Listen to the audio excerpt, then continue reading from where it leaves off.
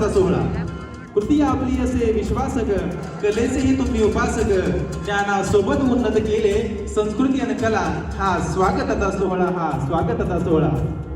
महाराष्ट्रामध्ये ग्रामीण भागातील विद्यार्थ्यांना सर्वांगीण विकासासाठी 1960च्या दशकामध्ये महाराष्ट्राचे पहिले मुख्यमंत्री यशवंतराव चव्हाण आणि मधुकरराव चौधरी यांच्या संकल्पनेतून ही 5 शासकीय विद्यानिकेतने ही या क्षेत्रामध्ये उदयास आली. त्यापैकीच एक रत्न ते म्हणजे आपलं शासकीय विद्यानिकेतन पुसेगाव. प्रवेशासाठी सामान्यतः विद्यार्थ्यांना स्कॉलरशिप परीक्षा उत्तीर्ण होणे बंधनकारक आहे.